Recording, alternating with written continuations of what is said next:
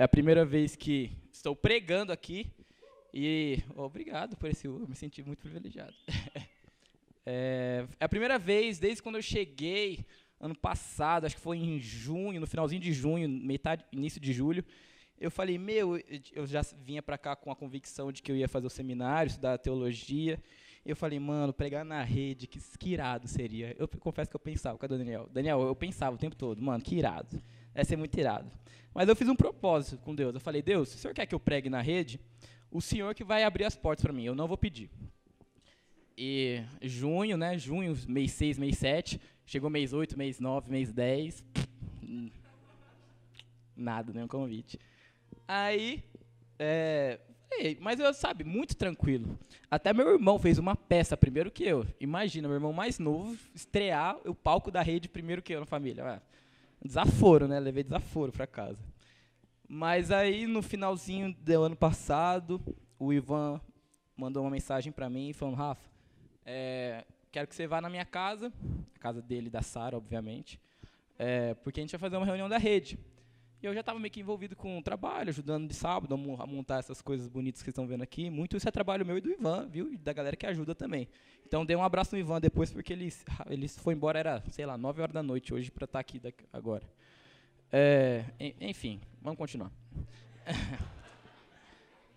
Então, em dezembro, ele mandou mensagem fazendo um convite. Rafa, vem aqui em casa, na minha casa da Sara. É bom enfatizar isso, né? Sempre bom. E que a gente vai fazer uma reunião da rede. Beleza. Aí eu fui, tava eu, não lembro quem é que tava, eu sei que tava o Ivan e a Sara, obviamente, o Daniel, o Del também estava, isso, a Paulinha chegou depois, né, então a gente se reuniu naquela noite, e o Ivan me fez 2 convites, um era para ministrar na rede, no louvor, e ele virou pro Daniel e falou, quero ver esse menino pregando. Aí, mano, meu coração... Sabe, porque finalmente eu estava me sentindo feliz com o convite, porque era uma coisa que eu estava aguardando muito. E, se foi naquele momento é porque Deus queria que fosse exatamente naquele momento, sabe? Nesses 6 meses eu aprendi muito com vocês, aprendi muito na Casa na Árvore, aprendi muito com o Daniel, principalmente sendo nosso líder aqui. E confesso que a cada dia tem sido um aprendizado muito gratificante para mim, um aprendizado que tem causado muita alegria em meu coração. E é basicamente isso que eu quero falar hoje, sobre alegria. Mas de um jeito não tão bonito. Porque geralmente a gente fica alegre depois de uma situação triste. Você já parou para pensar que você fica muito alegre, extremamente alegre, depois de um momento conturbado na sua vida? Essa, na verdade, é um dos propósitos do sofrimento. É um dos propósitos que a gente passa tanto apuro na nossa vida. E são vários os motivos, né? São vários os motivos. A gente, às vezes... pego de surpresa com a morte de um familiar, às vezes a gente se decepciona no trabalho, às vezes a gente não consegue suprir as expectativas de outra pessoa que a gente ama muito, e isso machuca de verdade. E hoje em dia a gente vive um tempo muito conturbado, porque as pessoas elas se contentam com doses pequenas de alegria. A gente nunca viveu uma época onde a sociedade estava tão quebrada, e ao mesmo tempo se ilude tanto com as coisas que tem nesse mundo. E sabe, hoje eu basicamente vim te dizer que a alegria não é um fenômeno da natureza, não é um momento da sua vida, a alegria é uma pessoa e ela se chama Jesus Cristo, amém? Então, se você procura por alegria, por verdadeira felicidade, eu tenho uma boa notícia para te dar hoje.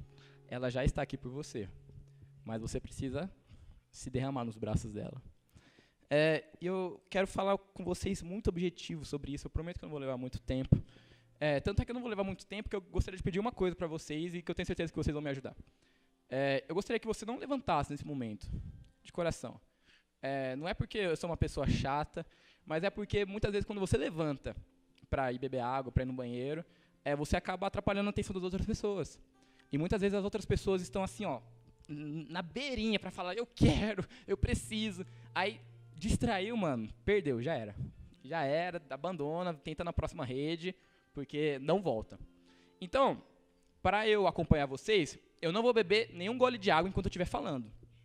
Não vou beber nada, e minha boca já está seca. Então, eu gostaria que vocês claro que a gente tem exceções, né? A Sara com o Léo, obviamente, né? A Nai não está aqui hoje, né? Grávidas também no recinto, por favor, podem sair. Obviamente, não quero com esse peso na minha consciência, não. Mas, se você, tá saudável, tá bem, eu quero que você fique sentadinho, fique tranquilo, porque eu não vou demorar muito, tá? Até meia-noite a gente termina sem problema algum. Afinal, se Deus é bom e nos ama, por que a gente sofre? Por que a gente sofre? Porque quando a gente deita a cabeça no travesseiro à noite, a gente se derrama em lágrimas sem parar. Se Deus nos ama, por que a gente não é feliz o tempo todo? Talvez essa é a grande pergunta que muita gente faz quando acorda de manhã. Por que eu tenho que viver isso? Por que eu tenho que passar por isso? Por que Deus não me tira daqui logo de uma vez? E eu quero que você abra sua Bíblia em João 9.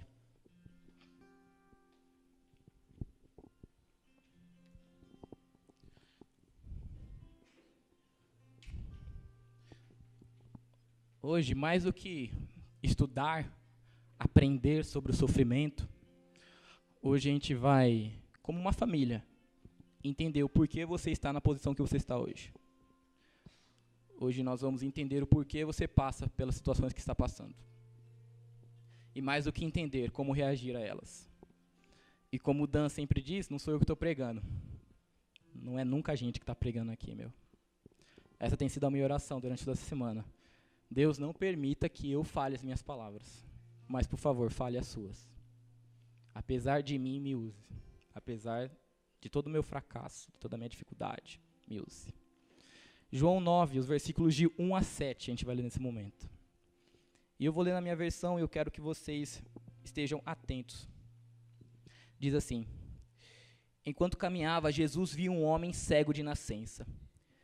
Seus discípulos perguntaram: Rabi, por que este homem nasceu cego? Foi por causa de seus próprios pecados ou os pecados de seus pais? Eu quero que você sublinhe, rabisque os versículos de 3 a 5 agora. Jesus respondeu: nenhuma coisa nem outra. Isso aconteceu para que o poder de Deus se manifestasse nele. Devemos cumprir logo as tarefas que nos foram dadas, porque é aquele que me enviou. A noite se aproxima, quando ninguém pode trabalhar. Mas, enquanto estou aqui no mundo, eu sou a luz do mundo. Depois de dizer isso, Jesus cuspiu no chão, misturou a terra com saliva e aplicou-o nos olhos do cego. Em seguida, disse: vá lavar-se no tanque de Siloé, que significa enviado. O homem foi, lavou-se e voltou enxergando. Vamos orar, porque eu nunca gosto de pregar sem antes orar, me dá um negócio muito ruim. Deus, nós aqui como família, estamos aqui, prostrados diante do Senhor, rendidos perante Ti, Pai. Reconhecendo que não somos dignos de tamanho amor, que não somos merecedores de nada disso, mas o Senhor, por vontade, por desejo, por querer, nos aproximou e nos chama de filhos, Pai. O Senhor enviou o Seu único Filho, Jesus Cristo, como uma prova de amor por nós, meu Deus, mostrando que todos os pecados ali morreram na cruz e hoje nós somos mais que vencedores, livres das amarras do pecado, Pai. Não estamos mais presos à nossa vida anterior, mas ao nos encontrar contigo, aos pés da cruz, nós podemos ter o reconhecimento que temos a plena liberdade em Ti. Nós Te louvamos, Pai, nós Te agradecemos. Que o Teu Santo Espírito fale às pessoas nessa noite para a Tua honra e glória somente. Em nome de Jesus. Amém. Então, nessa passagem que a gente acabou de ler, Jesus e os discípulos estavam passeando, vamos dizer assim, vamos imaginar todo o cenário. Estavam andando, livre, leve, soltos, felizes da vida. Quando, de repente, algo inesperado acontece. Um cego está ali e cai meio que a ficha dos discípulos. Eles viram para Jesus e perguntam: Jesus, afinal, quem é que pecou para que esse cego fosse cego? Os pais dele ou ele mesmo? Naquela época tinha uma teoria em que o ventre era capaz de pecar. E quando uma pessoa nascesse deficiente, é porque ela pecou dentro do ventre da mãe. Então os discípulos estavam perguntando ali: Jesus, por acaso, Deus é um justiceiro implacável? Ou Deus é um tirano que gosta de ver gente sofrer? Essa era a pergunta que eles estavam fazendo. Eles estavam perguntando isso para Jesus. Porque, presta atenção, talvez é muito simples você imaginar Jesus caminhando com os discípulos e encontrando um cego. Mas repara no problema filosófico, existencialista que existe nesse momento. O Criador, Jesus, se você ler o capítulo 8, versículo 58, diz que Jesus disse, eu estava antes da criação do mundo, eu sou. Jesus diz isso. Quer dizer que Jesus se coloca na posição de Deus. Logo em seguida, nos versículos iniciais do capítulo 9, Jesus estava caminhando com os discípulos e encontra um cego. Repare, o Criador perfeito, que diz que estava no princípio desde tudo, encontra uma criatura sua defeituosa. O Criador, que se diz o Deus de amor, encontra uma pessoa marginalizada. Não sei se você está notando, mas existe um contraste muito bruto aqui. Um contraste que assusta. Porque a gente pode pensar, nossa, que loucura os discípulos fazerem esse tipo de pergunta. Mas talvez nós, se estivéssemos naquele mesmo lugar, junto com Jesus, a gente teria feito a mesma pergunta. Porque o Deus perfeito tinha encontrado uma criatura imperfeita. E de onde essa criatura veio? Veio do Deus perfeito. Alguma coisa não encaixa. Alguma coisa está errada aqui. Então os discípulos, não por maldade, não porque eles queriam colocar Jesus numa encruzilhada, num beco sem saída, mas, Jesus, por que esse homem está desse jeito? É um cego de nascença. O que ele fez? O que os pais dele fizeram para que ele ficasse nessa condição? Jesus, Deus é um tirano ou Deus é um justiceiro? O que Deus é? E essa pergunta assusta a gente, porque ela mexe com o nosso conceito do Pai de amor, do Deus de bondade, do Deus amigo, do Deus próximo. E é realmente para assustar. É realmente algo assustador. Porque se você parar para pensar, a gente faz essa pergunta. Eu não te digo que você, quando você vai orar, você pergunta assim para Deus, Deus, por que eu estou sofrendo? Por acaso o senhor está gostando do seu showzinho particular aqui? Por acaso eu sou um palhaço aqui, um bobo da corte, que estou só entretendo o senhor? Ou você está perguntando assim, caraca, mano, sabe, eu sabia que eu não devia ter deixado de ler a Bíblia ontem. Por isso que eu estou passando por esse problema. Caraca, mano, eu sabia que eu não devia ter respondido meus pais daquele jeito. É Deus me castigando. É Deus me castigando total. Vou fazer um jejum de 30 dias aqui, cortar todo tipo de chocolate. Vai resolver. Ó, eu e ele, junto numa boa de novo. Cara, mas quando a gente está em desespero, quando a gente está numa profunda angústia, a gente muitas vezes, inconscientemente, a gente olha para o céu, pergunta assim, por quê? Eu fiz tudo certo. Por que o Senhor está permitindo isso? E você pode não fazer essa cena que eu acabei de fazer. Você pode não falar nada. Você pode ficar mudinho. Mas eu te garanto, quando você toma as rédeas da sua vida e para de confiar nele, você está fazendo exatamente isso. Quando você decide que Deus não é o suficiente para regir a sua vida, é exatamente isso que você está fazendo. Eu gostei muito de um exemplo que o Marquinhos deu na rede do ano passado, eu acho que foi a rede de outubro, não lembro, nos Braços do Pai, que o pessoal vinha aqui na frente, dava o testemunho, muito bacana, muito legal. E o Marquinhos falou uma parada que, eu levo para minha vida todo dia. Sério, Marquinhos, você me abençoou aquele dia. O Marquinhos chegou aqui, e eu não lembro o testemunho dele, obviamente, mas eu lembro da frase.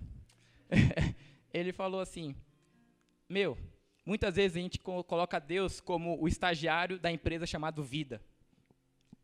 Deus é o nosso estagiário. E sabe, a gente como patrão, a gente chega para Deus aqui.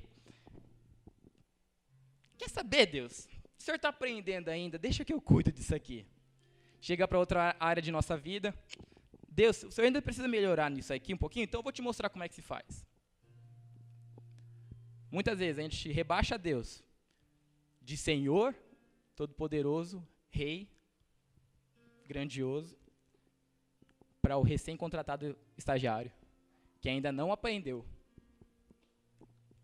a lidar com a empresa chamada Vida, a sua vida. Surreal isso, né? A gente rebaixa Deus e mais do que isso, a gente se coloca na posição dele.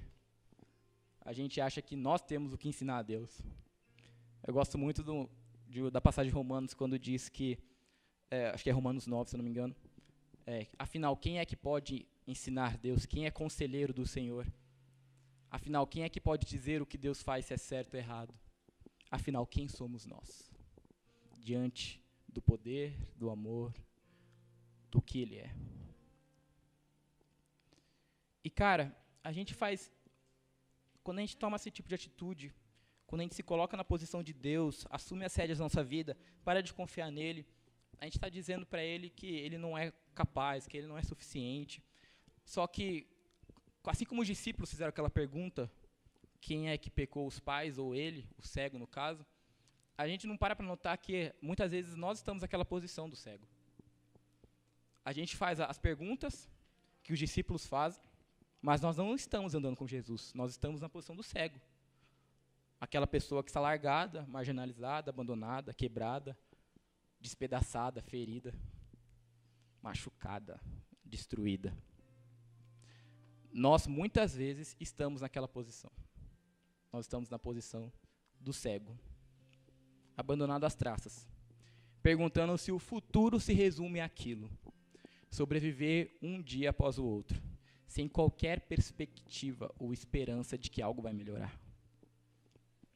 Onde você acorda, onde você come, onde talvez você vai trabalhar, vai para a faculdade, volta para casa, janta e dorme. E vive isso dia após dia, pensando, até quando isso vai durar? Por que eu estou aqui? Por que as coisas não mudam? A gente está naquela posição do cego muitas vezes, sabe? Machucado, doente, ferido.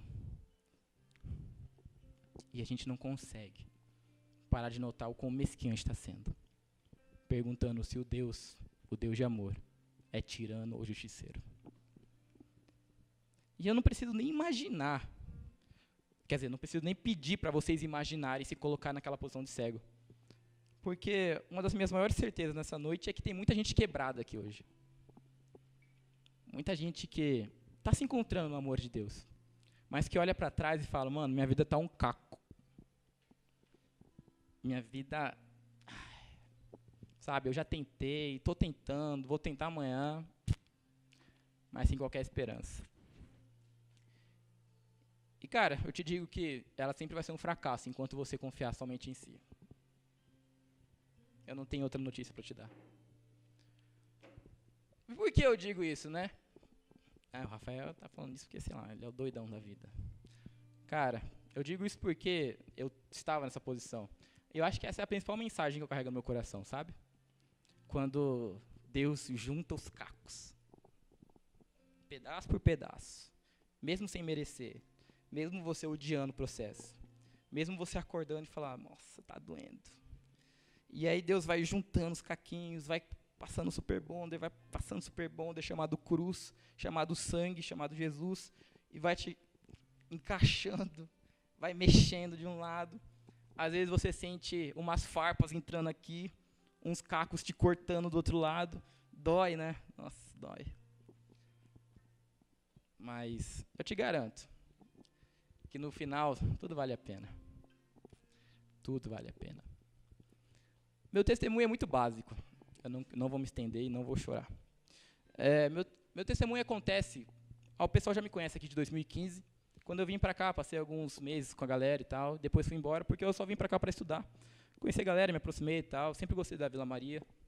2015 eu estudava para medicina e 2015 foi meu primeiro ano de verdade no cursinho. Foi o ano que eu saí de casa para estudar. Vou estudar, vou sair de casa, porque, mano, aqui em casa só vai ter distração. E eu já tinha feito cursinho em 2014, enquanto fazia o terceiro ano do ensino médio. E, olha que coisa louca, hein? Vou dar um aviso para vocês. Nunca digam que Deus não vai fazer coisas na sua vida, porque Ele faz. Quando eu era pequeno, minha mãe perguntava assim, Rafa, o que você quer ser quando crescer? Eu falava, veterinário. Aí, minha mãe falava, mas você não quer ser pastor igual seu pai? Eu falei, não, fala muito. Fala demais, ó. E olha hoje eu aqui, né, não parando de fechar a boca. E eu confesso que na minha adolescência, na minha juventude, eu não queria ser pastor. Não considerava isso, porque, além de ver o sofrimento do meu pai, eu confesso que eu era ganancioso pra caramba. Eu queria ganhar dinheiro mesmo. Eu queria viver... Mano, fazer medicina é uma parada que eu gosto. É biológicas, eu adoro muito essa área. E, medicina dá um retorno muito rápido. Eu queria ganhar dinheiro, eu queria ter uma vida boa. Então, 2014, batalhando, 2015, batalhando, vim pra cá, conheci a galera, voltei pra lá, para Rondônia, pra quem não sabe, eu sou de Rondônia. Longe, eu sei, para de falar. 2016, 2015, fiz o cursinho, fiz o Enem, não passei. A gente não tem condições de pagar uma faculdade de medicina, então tem que ser na federal, né? 2015, fiz cursinho, passei, não. 2016, de novo. Fiz um cursinho intensivão lá que tinha acabado de abrir, cursinho bom, legal. Mas eu entrava na minha sala às 8 da manhã e saía às 8 da noite. Sem parar, todo dia. A gente tinha 2 semanas de férias e seja grato por isso. 2016 eu confesso que eu tive um bom desempenho na prova do Enem, mas, mano, fiquei muito perto. 2016 acabou o ano assim, e eu vim pra cá no final de 2016 pra fazer uma prova da Unesp aqui também. Fiz, não passei. E eu falava assim, Deus do céu, tá difícil. Tô cansado. E assim, nunca é só isso, né? Minha vida é repleta de tirar Deus do lugar dele para colocar cursinho, na época namorada. Carol, desculpa, mas eu... Desculpa. Cursinho, namorada na época. Tinha tempo para tudo, mas eu não tinha tempo para Deus. 2017, então, eu comecei a estudar sozinho. E logo no início do ano, terminei meu relacionamento de 6 anos junto com a minha ex-namorada. E, eu confesso que eu fiquei ruim, porque ela tinha se tornado a minha deusa, sabe? Eu tinha colocado ela no lugar de Deus. Era medicina e namorada. Tirou namorada, ficou só medicina. Só que eu não consegui dar conta. Então... Obrigado, Ivan.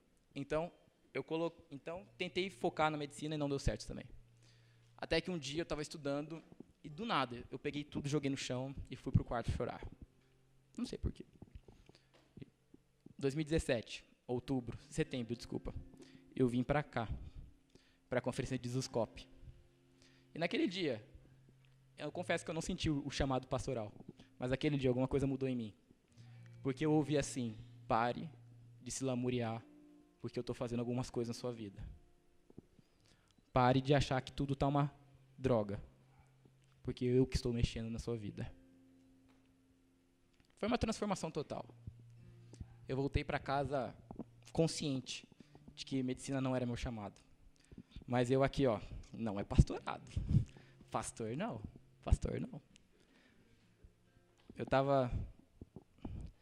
Num dia, eu estava, ouvindo música em casa, orando, depois de ter passado tudo isso no final de 2017. Eu não ouvi uma voz, eu não vi uma revelação, não abri a Bíblia e caiu no versículo, seja pastor. Não. Mas ali eu senti a confirmação. Por que você está fugindo? Eu te chamei para algo muito melhor do que medicina. Algo muito melhor. Por que você está fugindo? É porque está doendo? Você nem sabe o que é dor ainda. Você nem sabe o que eu tive que passar na cruz. Você nem está com uma cruz, um prego carregado na sua mão aí. Do que você está reclamando? Foi um tapa na cara, assim, confesso. Naquele dia eu mandei mensagem para nossa líder lá de Cacoal. Mandei um áudio de, 12 minutos. Triste, eu sei, triste. E expliquei, tudo. Eu abri meu coração, eu chorei, eles ligaram para mim, oraram por mim. E no final do áudio eu falei, cara, eu não quero, mas eu vou ser pastor. Porque eu sinto que é isso que eu vou ser feliz. É isso. Não tem mais o que eu falar. E aí decidi vir para cá, falei com meus pais falavam, a gente já sabia, a gente só estava esperando você ter a confirmação. E vim para cá, e confesso, cara, que eu acho que nem se eu estivesse ganhando muito dinheiro na medicina, eu estaria tão realizado como eu estou hoje. Alegria! Sério.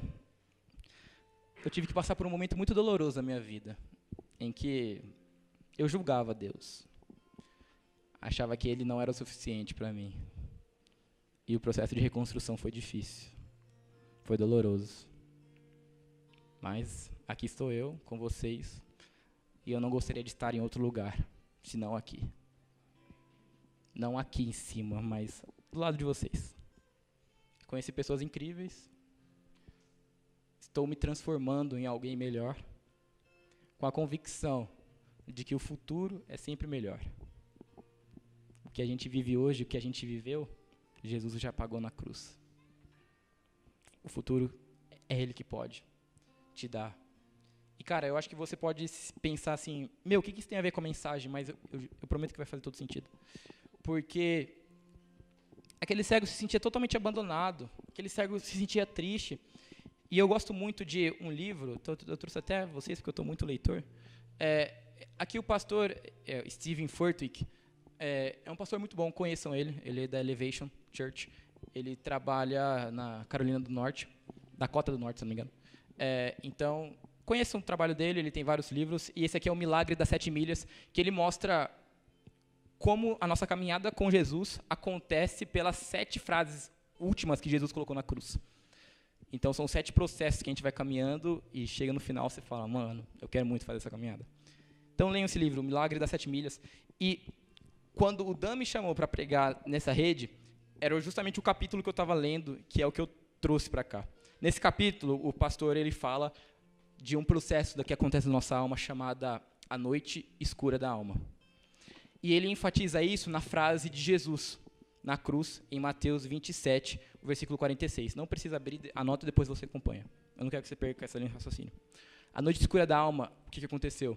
Jesus gritou na cruz, meu Deus, por que me abandonaste? Para pensar, Jesus não tinha feito nada de errado. Jesus estava na cruz, não porque ele merecia, porque ele estava ao lado de outros 2 criminosos. Quem passasse por ali talvez pensasse, nossa, são 3 criminosos que fizeram alguma coisa muito triste, muito errada na sociedade. Mas Jesus grita para Deus, e é o único momento que Jesus chama Deus de Deus e não de Pai. A dor da separação foi tão grande, foi tão forte, a ira de Deus descarregou tão violenta por causa dos nossos pecados, que Jesus e Deus eram um, e naquele momento eles não eram mais um. Naquele momento Jesus não pôde mais chamar Deus de Pai. Jesus chamou Deus de Deus. E talvez seja comum para você chamar Deus de Deus, e às vezes chamar Ele de Pai, e às vezes chamar Ele de Senhor. Mas, cara, Jesus estava com Deus desde o princípio. Eles eram um, e naquele momento eles não eram mais. A noite escura da alma é quando a gente se sente abandonado por Deus. É quando a gente deita na cama, chora, e a gente não sente o consolo. É quando a gente se coloca no serviço, mas não recebe aprovação. É quando a gente se esforça para ver Deus, e a gente não consegue. E isso não é uma coisa, não estou falando para não cristãos aqui. Estou falando para cristão. Gente que tem uma caminhada com Deus. Talvez isso aconteça na sua vida inicial, com Jesus, ou pode ser que está acontecendo agora, pode ser que aconteça lá na frente. Mas, cara, eu quero te dizer que Jesus nunca saiu do seu lado. E se você está aqui hoje é para dizer isso. Ele nunca abriu mão de estar do seu lado. E Ele está aqui hoje, com você quebrado, fragmentado, destruído. Ele está aqui hoje, porque Ele quer você por inteiro. E é aqui que eu quero mudar totalmente o foco da nossa mensagem. A gente está falando de dor, de sofrimento, mas eu quero transformar isso para você ver que é Ele trabalhando na sua vida. No final do capítulo, que fala da noite escura da alma, o pastor dá um exemplo que eu chorei muito no ônibus, mas que exemplifica exatamente a situação. Ele fala que ele foi convidado para viajar, para fazer uma pregação em outra cidade, e de repente o filho mais velho dele, o Elijah, pediu para ir junto com ele. Ele não tinha se preparado para ir, mas a igreja pagou outra passagem e o Elijah pôde ir com o pastor. O problema, ele relata, é que ele não tinha se parado para pensar de que a esposa não poderia ir. Então seria só ele e o filho. Então chega no aeroporto dos Estados Unidos. E Estados Unidos, segurança é uma coisa levada muito a sério. Por algum imprevisto, um funcionário separa o filho do pastor, o Elijah do pastor. O Elijah é levado para algum lugar distante. E o Steven fica perguntando para o funcionário, por que vocês estão levando meu filho? Não faz sentido. E o funcionário dizendo, calma, a gente só precisa fazer um procedimento com ele. E o pastor relata de que ele tentando argumentar com o cara, e ele começando a perder a paciência, ele simplesmente começava a gritar, e então ele começou a ultrapassar as barreiras dos seguranças, porque ele não suportava a ideia de ver o seu filho se afastando dele. Então, os seguranças tentavam parar ele, e ele ia para cima do segurança tentando passar, quando o aeroporto começa a dizer, segurança, temos um código 1, temos um código 1. O pastor fala que provavelmente código 1 não era uma coisa boa. E de fato não era.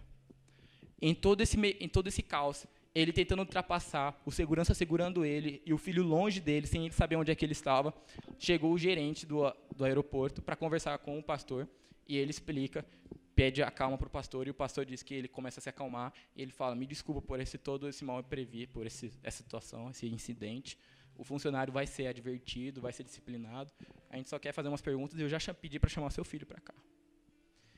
E então, o filho não vem, e o pastor decide ir até o filho. Quando o pastor chega perto do filho, ofegante, preocupado, desesperado, ele olha para o filho, sentado, jogando o videogame dele. Oi, pai! O pastor fala que naquele momento ele sentiu um certo desconforto. Ele esperava que o filho estivesse chorando aos berros, triste.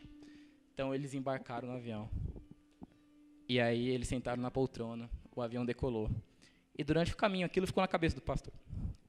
E ele fala que ele virou para o filho, perguntou, filho, quando o homem do aeroporto te levou, quando eu te encontrei, você não parecia preocupado, você não parecia triste por estar longe de mim.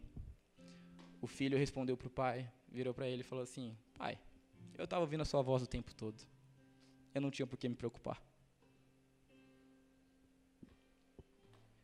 Pai, eu não estou te vendo aqui agora. Talvez eu esteja numa noite escura, mas a tua voz está sobre mim. A tua voz está sobre mim. Presta atenção no verso 3. E é agora que vai tudo mudar na sua vida. Se você está precisando ouvir, você está aqui porque você precisa ouvir isso. Presta atenção no verso 3. Jesus respondeu, nenhuma coisa nem outra. Isso aconteceu para que o poder de Deus se manifestasse nele. Sabe o que Jesus respondeu para os discípulos? Não existe um Deus tirano, não existe um Deus justiceiro. Existe um Deus que cumpre os seus propósitos, mesmo através da dor desse homem. Existe um Deus que cumpre o seu querer, mesmo neste momento tão machucado. Sabe? Deus fez o homem do imperfeito, do barro, do sujo, do impuro. O que ele não pode fazer da sua vida? O que ele não pode transformar em você? E eu te digo que se você veio aqui nessa noite sem esperança, sem expectativa alguma de futuro, pensando de que Deus é só mais um tirano, se Deus é um justiceiro, Jesus está te dizendo hoje, nenhuma coisa, nem outra. Existe um Deus que te ama. Existe um Deus que está aqui. E Ele quer tanto você. Ele quer tanto a sua vida. Ele quer tanto te reconstruir. Existe um Deus que cumpre os seus propósitos. E a gente vai pular para o versículo 30. Presta atenção, não foge ainda. Fica comigo, estamos acabando. O versículo 30 a 33. Diz assim, que coisa mais estranha, respondeu o homem. Ele curou meus olhos e vocês não sabem de onde vem. sabemos que Deus não atende pecadores, mas está pronto a ouvir aqueles que o adoram e fazem a sua vontade. Desde o princípio do mundo, ninguém foi capaz de abrir os olhos de um cego de nascença. Se esse homem não fosse de Deus, não teria conseguido fazê-lo. Cara, propósito, lembra disso? Propósito. É a palavra que você tem que sair do seu coração. Propósito. O homem tinha acabado de ser curado, e os fariseus foram atrás desse homem entender o que tinha acabado de acontecer. Foi quando o homem respondeu: como assim vocês não sabem quem eles são? Como assim vocês estão se perguntando quem ele é? Não faz sentido.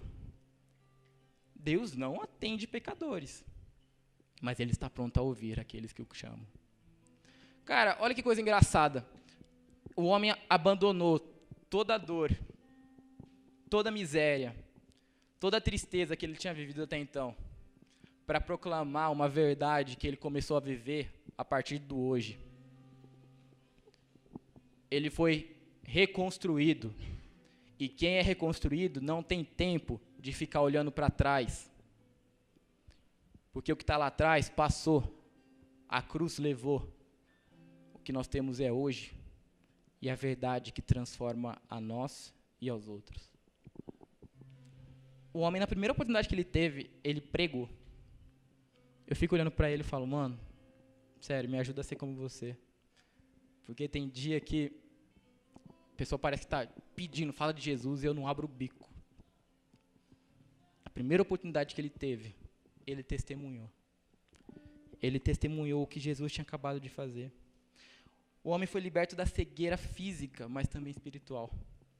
Ele simplesmente entendia que não merecia aquilo, porque ele sabe que Deus não ouve pecadores. Ele reconhece de que ele é indigno de merecer tamanha graça. Mas logo ele já diz: ele está pronto a ouvir. Ele está pronto a te ouvir. Ele está pronto a ouvir todos aqueles que o clamam e o desejam de todo o coração. Ele deixou para trás todo o ressentimento que ele tinha vivido até então, toda a amargura, toda a mágoa que estava aqui, ó. Porque ele podia ter pensado: Jesus, o Senhor não podia ter aparecido, sei lá, 10 anos atrás. Eu teria aproveitado tanto mais a minha vida. Ele parou de pensar no passado. Ele deixou tudo aquilo que ele perdeu para ele fixar os olhos naquilo que ele ganhou. E o que ele ganhou foi muito mais do que ele poderia imaginar. Cara, eu quero te entregar uma palavra inspirada por Deus. E eu quero que você preste muita atenção nisso. Na Bíblia, a gente tem muitos exemplos daquilo que se estragou na mão de Deus. Mas quando reconstruídas pela própria mão de Deus, alcançaram uma graça e um brilho que não seria possível se não tivesse acontecido isso antes. Eu sei que você pode estar reclamando hoje do que você está passando na sua vida. E eu entendo esse tipo de sentimento. Eu entendo. Mas não menospreze o trabalho que ele tem feito na sua vida. Não menospreze o trabalho que ele quer fazer na sua vida. O propósito da dor daquele homem foi cumprida logo depois, quando ele testemunhou. Quando ele era uma prova viva da transformação que só Jesus podia causar. E eu quero encerrar com uma aplicação bem prática, para você sair daqui com outros olhos para a vida, com uma perspectiva diferente de vida. Eu quero que todos abram a Bíblia em Salmo 121. E eu já vou acabar.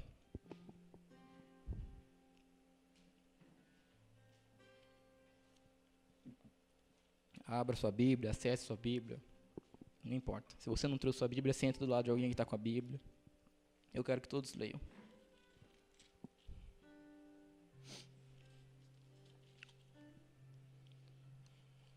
Salmo 121. Todos acharam? Diz assim: Cântico para os peregrinos a caminho de Jerusalém. Olho para os montes e pergunto, de onde me virá o socorro? Meu socorro vem do Senhor que fez os céus e a terra. Ele não deixará que você tropece. Aquele que o protege não cochilará. Aquele que guarda Israel não cochila nem dorme. O Senhor é seu protetor, o Senhor está ao seu lado como sombra que o abriga. O sol não lhe fará mal de dia, nem a lua de noite. O Senhor o guarda de todo mal e protege sua vida. O Senhor o guarda em tudo o que você faz, agora e para sempre. Para terminar, eu queria que você rabiscasse, anotasse esse versículo, todos esses versículos, porque o primeiro versículo é muito importante para a gente entender algo crucial para a nossa vida. Quando o salmista diz, elevo os meus olhos para o monte, presta atenção no que está acontecendo. O salmista não está fazendo uma referência a Deus. Elevo os meus olhos para o monte, na época, significava olhar para os montes, em que tinha essa jornada até Jerusalém, e esses montes eram consagrados a forças da natureza. Eram altares pagãos. O salmista está falando assim, elevo os meus olhos para o monte. De onde virá meu socorro? Meu socorro não vem dali, não vem de cá. Meu socorro vem dos céus. O Criador que fez tudo. E esse detalhe é muito importante para você entender uma coisa. O que é um ídolo? O que é algo pagão? É uma tentativa humana de substituir Deus. Sabe o que o salmista está falando aqui? Eu olho os meus olhos para o monte e eu vejo os ídolos que eu construí. Eu vejo o dinheiro, eu vejo a aceitação, eu vejo a popularidade, eu vejo a estabilidade, eu vejo o sucesso, eu vejo a minha família, eu vejo o meu namoro, eu vejo o meu casamento, eu vejo o meu emprego. De onde disso tudo virá meu socorro? Meu socorro não vem de nada disso. Meu socorro vem dos céus. O salmista não está falando, ele não isenta a existência real da dor, do medo, do perigo. Ele reconhece que existe isso. Mas o que é mais gracioso nessa passagem é que ele reconhece, acima de tudo, pare de tentar buscar refúgio naquilo que você construiu. Pare de achar que as suas próprias forças são o suficiente. Pare de fazer o que você está fazendo e comece a olhar para o que Jesus já fez. Enquanto nós não mudarmos a nossa visão, tirarmos os olhos dos montes pagãos e olharmos para o céu, eu sinto te dizer que talvez a sua vida vai continuar fragmentada por um bom tempo, até você entender isso. E enquanto você não entender isso, vai ser mais doloroso para você. Bem mais doloroso para você. Minha intenção com tudo isso é que a partir de hoje você encontre a sua identidade, cara. A sua identidade não está nas suas feridas que você tem para carregar hoje. A sua identidade não está nas suas cicatrizes, não está nas suas dores, não está no seu sofrimento. A sua identidade está na cruz. Aquilo que Ele diz quem eu sou. Aquilo que a palavra dEle me diz quem eu sou. Aquilo que Ele fez por mim. Isso sim me diz quem eu sou. E somente Ele. Não se trata de pessoas, não se trata de coisas, não se trata de sucesso. Não se trata de gente definindo você. Você não é definido por suas dores. Você pode chegar aqui e falar, Daniel, eu saí do muro. Mas depois que eu saí do muro, eu me quebrei. Eu fiz tudo certinho. Me quebrei. Ou você pode chegar para Paulinha e falar, Paulinha, eu escolhi a pessoa errada na trincheira. Eu escolhi a pessoa que me deu um tiro nas costas. Eu estou tão quebrado. Pode acontecer isso com você. Mas eu te garanto que a partir do momento que você encontra a sua identidade na cruz, nem dor, nem mal nem perigo, nada é capaz de te separar do amor de Deus. O amor que te transforma, que te muda, que te sara. Jesus nunca prometeu uma vida fácil para vocês, mas ele prometeu que estaria todos os dias da vida que vocês têm com ele. Assim, um do lado do outro. Um do lado do outro. E a partir de hoje eu quero que, quando você sair daqui, quando você começar seu dia na segunda-feira, você vai para o trabalho ou você vai para a faculdade, talvez você vai sair de casa, vai passear, não sei. E a partir do momento que você se deparar com uma dor no seu coração, eu quero que você lembre do que a gente ouviu hoje. E você sabe do que eu estou falando. Cada um tem uma dor, cada um tem um sofrimento, cada um tem uma marca, uma cicatriz. Você sabe qual é a sua. Quando doer lá dentro e te revirar do avesso, olhe para os montes e perceba que o seu socorro não vem dali. O seu socorro vem do Deus Criador de todas as coisas, do Deus misericordioso, do Deus Pai, do Deus de amor, do justo juiz, aquele que nasceu, viveu e morreu como homem por nós, pecadores e merecedores da graça dele. Seu socorro não vem do que você construiu na sua vida, das suas projeções. Seu socorro vem somente dele, porque ele estabeleceu a sua cruz de justiça sobre todo mundo. Baixe sua cabeça, feche seus olhos nesse momento.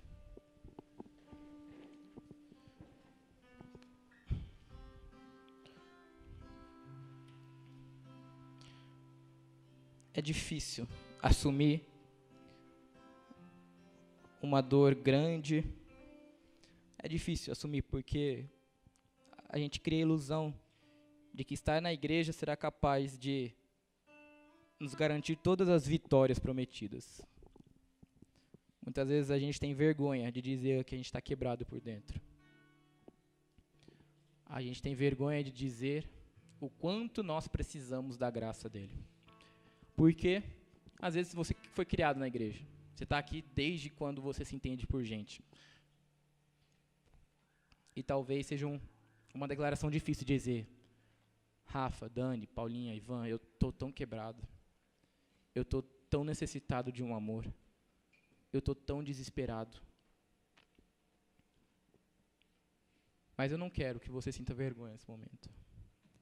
Eu não quero que você ache que você deveria ter sido melhor, que você pense que sua vida não vale nada e que você é um fracasso.